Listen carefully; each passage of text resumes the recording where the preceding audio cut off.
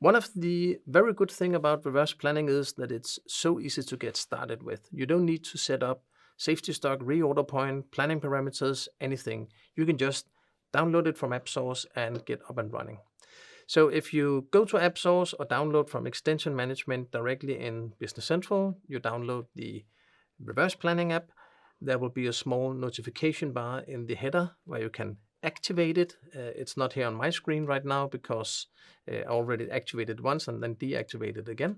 But it looks like this. You can go into the assisting setup and you can activate reverse planning manually here. And this will be the same as clicking on the notification bar that shows up. When you activate it, you need to enter your email address. And then you can go to some videos and teaching material, and it will open a page with a video that you can see on reverse planning that takes a little half an hour, and this will be an introduction to reverse planning, a large introduction, a full introduction to reverse planning. When you're done, you can say don't show again if you don't want to show the video again, otherwise it will keep popping up in your face.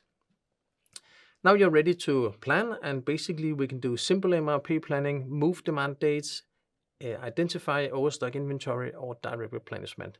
I will only show the one simple one because we want to get started simple, but basically the simple MRP is of course MRP planning, and the move demand dates is to move demand dates when it doesn't get better on the supply side.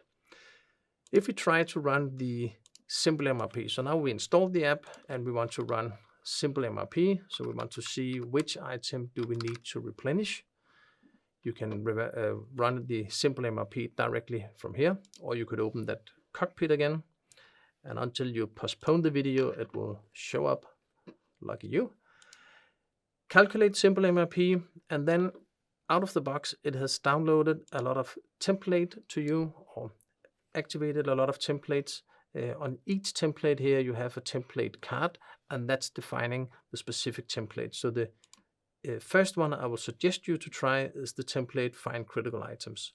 When you show the template card on this one, there's a lot of setup in here on what to include and not to include, but the important things is to see that we trigger on inventory level, and this means we are looking at the items that go below below zero in this case. And the idea is if we have all this item on inventory here, maybe we have a bill, and maybe it have a safety stock because somebody entered it or copied the item from another item, maybe from the chain over here. So there's a safety stock of 20, which is not correct. So either we have incorrect data or we have data that are too old. So therefore we cannot use the safety stock. Right now I just want to see if it goes below zero because that's the most critical stuff. And I want to trigger on end inventory, meaning I'm not interested to show this item if it goes below zero in the period, only if the end inventory is negative. Because if I have a demand over here and it goes below zero in a period, in a short period maybe, and then there's a supply coming in, a purchase order or production order, and it's actually going to get on stock, I don't want to see it in the beginning with this template, the critical item template.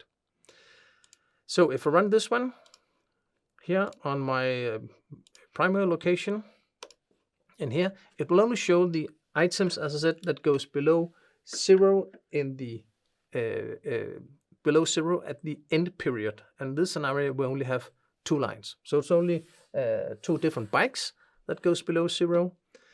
And if I scroll a little right, I can see it's quantity 10 and quantity 18. If I install the graphical inventory profile app in here, which is free on App Source, I could also get a graphical view on either of them to see the demands that we have in here and why they get below zero. And I can suggest very simple quantity to order in the column quantity to order. There's a suggest action in here, and calculating to zero, I probably also want to fill up to zero from end inventory and up to zero. And I want to round up maybe, and maybe using order modifiers because they come in boxes or whatever. This is my quantity. I will check mark the accept action message column for both of them. And now when I carry out, what will happen is that those lines are moved into a journal we call Reverse Planning Worksheet that it suggests to open. The Reverse Planning Worksheet is the same or looks the same as the normal planning worksheet. So here it suggests a production order and a purchase order, 2 different items. And that's actually the only 2 items in this database that goes below 0 on end inventory in the period I'm looking at. So from here, when I carry out, you might know the requisition worksheet or planning worksheet already. This will use the standard functionality to carry out in here. So I will just create 2 orders, a purchase order and a production order, like this.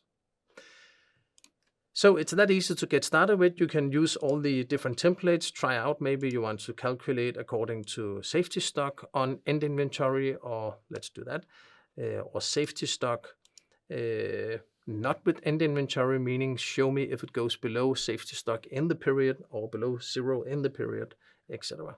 So here we could suggest quantity to order from our end inventory up till safety stock as an example, like this.